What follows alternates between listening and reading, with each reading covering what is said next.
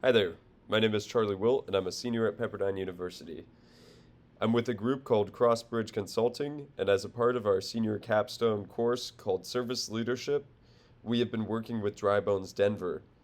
And when we first met with them, they told us they wanted help with their prospect identification process. So today, in this video, I'll be explaining how to use tools like ChatGPT and Donor Search to identify potential donors. Step one in this process is going to be finding mission-aligned nonprofits.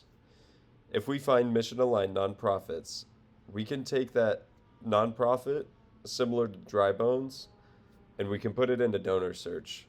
Donor Search will give us a list of all of their donors, and we can use that information to find ones that would be likely to give to Drybones as well. So you can use Candid to do this. If you want to pause your screen and review the steps here at the top, Candid is a great tool to find similar nonprofits. But today we're going to be focusing on AI. So we're going to go here. Feel free to pause your screen and read all of these prompts. I'm interested in this first prompt. But you can also populate your own. ChatGPT is very intuitive, and it will give you, all the information that you could need. So we're going to start a new file. We're going to go ahead and enter this prompt. We explain Drybones a little bit, and we also tell it that we want other nonprofits in or near Denver with similar missions serving the unhoused youth or vulnerable youth. ChatGPT usually takes a moment for requests like this because it's searching all over the internet in a matter of seconds to give us a really great list. It's a super helpful tool. And once we get this list, I'll show you where we're going to put it. So right here we have let's name this, we're going to put it similar organizations. So once we get our list of similar organizations, we're going to paste them all right here. And then we're going to start a new file. I've already identified that Urban Peak is a very similar organization to Drybones. So we're going to do a deep dive on Urban Peak's donors. And here we go. Chat populated and agreed with me that Urban Peak is similar to Drybones. So here we go. We have a list of about 10 here. And these are organizations in Denver that are similar to Drybones. We're going to put this in our similar organizations file. And we want to start with Urban Peak. So we're going to take that, put that at the top of this, and we are going to start in Donor Search. So here we go. Now that we have a similar organization to Drybones, we're going to go over to Donor Search, and we go down to Search Options, and we are searching for foundation data by recipients. So on the Donor Search website, I've already done this, but I'll run it again. We're looking for Urban Peak, and that's in Colorado. And that quickly, we have a list of all of their donors.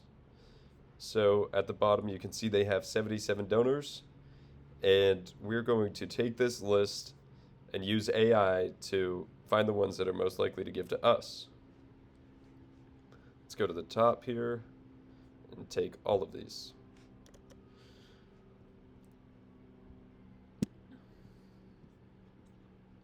So first, I want to record this list and put it into our Urban Peak donor file.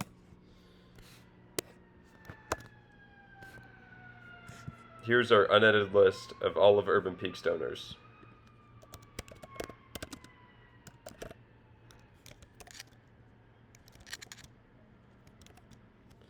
All right.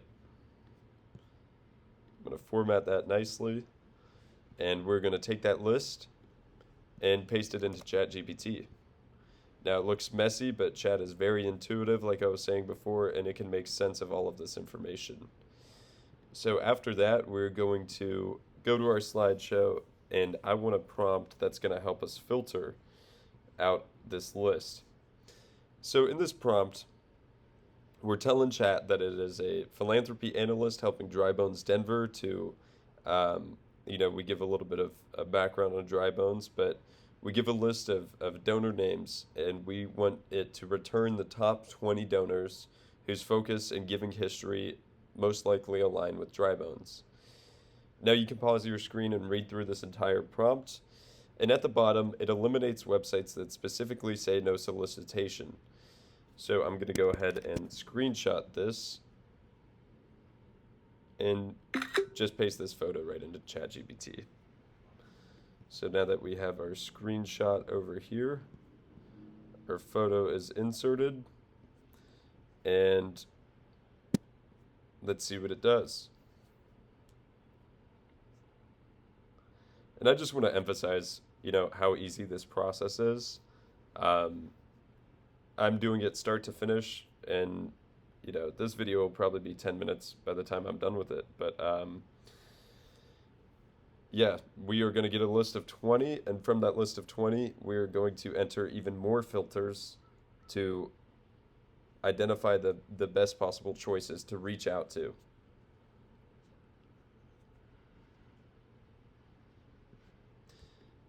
And I'm going to make a title called Top 20.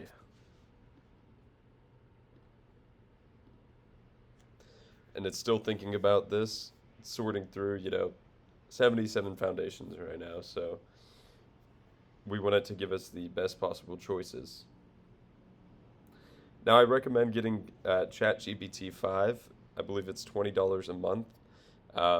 It is, not the pro model. I think that's maybe $300 a month or something. But ChatGPT 5, it affords you the ability to enter screenshots. It doesn't limit the amount of questions you ask, and it thinks for better answers like it is right now. So it's going to continue to think, and let me just go through and explain where we're at right now. So step 1, we want mission-aligned nonprofits. From that list, we are going to take the most mission-aligned ones and go straight over to donor search. Once we enter those mission-aligned nonprofits into donor search, we get that list, that extensive list of all their donors. And after we take this list and copy and paste it into ChatGPT, we are filtering the highlighted foundations by mission alignment. And we are doing that using this prompt. You can also write your own prompts, but this is one that I've produced myself, and I think it will give you, a good idea of the best possible choices. Now, it's still searching the web. This is a big ask of ChatGPT, but let's talk about the output. It's a condensed list of foundations that are aligned with Dry Bones' mission and weeding out the no solicitation, which is important. You don't want to reach out to a foundation that already says no solicitation, because that's just, a waste of time and resources. I'll explain the next step while we're at it. We're going to investigate individual foundations through profiling and assessing financial records. So you can go ahead and go to donor search again, and identify these specific donations from the top 20 list. Let's see if that's been produced yet. Here we go. Let's start with this family foundation. Its typical grant size is 5 to 10,000. It's in Colorado specifically. It only funds food, shelter, and homelessness and youth. So here we go. We're back on donor search. This is our top choice here. And we are looking at its assets. Now you can see this family has a lot of money. These are all the entries that we get for it. And the most recent data goes to the year 2023. So maybe we'll try a different one. Schlesman Family Foundation. All right, let's see. All right, here we go. All right. So this goes back to the year 2023 as well. I'm still looking for something a little more recent. but it seems like they have a large amount of assets. Let's see what chat has to say. Um, Metro Denver focus, human services, and family/child support, and it is open to application. That is a green flag if I've ever seen one. So we're going to, you know, look at their assets and evaluate. Okay, um, in the year 2023, they had $82 million to donate. I'm going to go ahead and guess that they haven't liquidated this foundation over the past 2 years. Um, and let's hope that appears in our top 5 to 10 list. So we have our top 20 list here. We want to take that and paste that um, into our document. Top 20.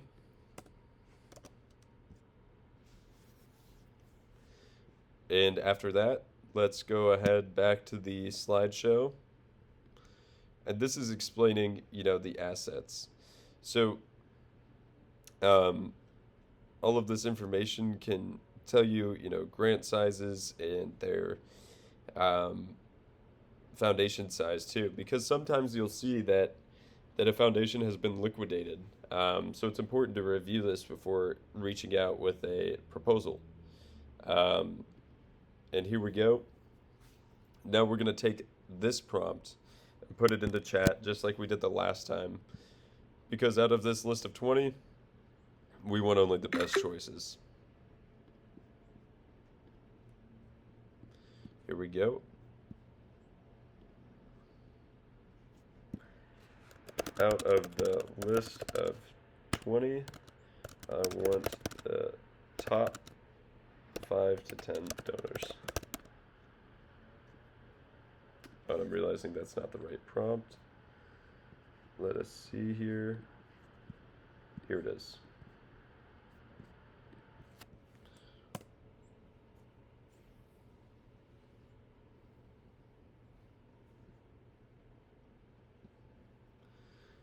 All right, now we have an extensive, it's giving us more information on each of these foundations.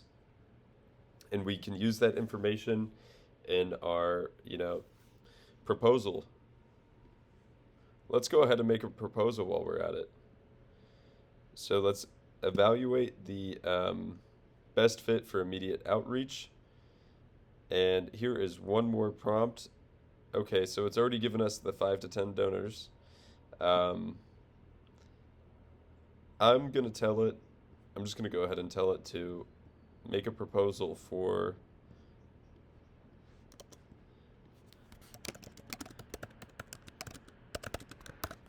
this family foundation. We want respectful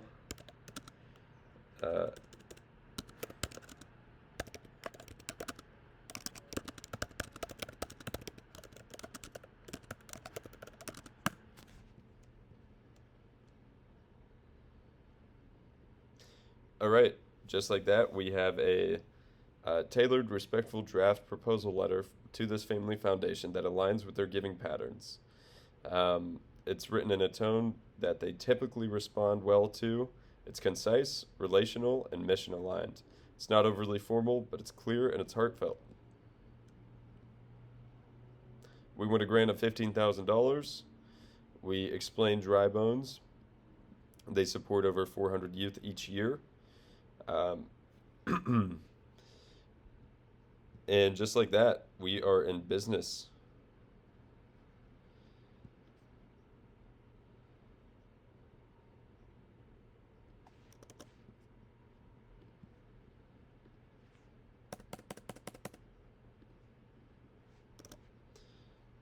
I'm just going to paste this here so you can take a look at it. But let's sign this. Dry Bones Denver.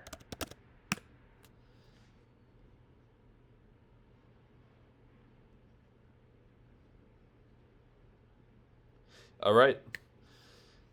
I hope you enjoyed this video. Thank you for sticking around so long. Let me tell you how easy this is. I did this in the last 10 minutes. We have, from start to finish, a large list of potential donors from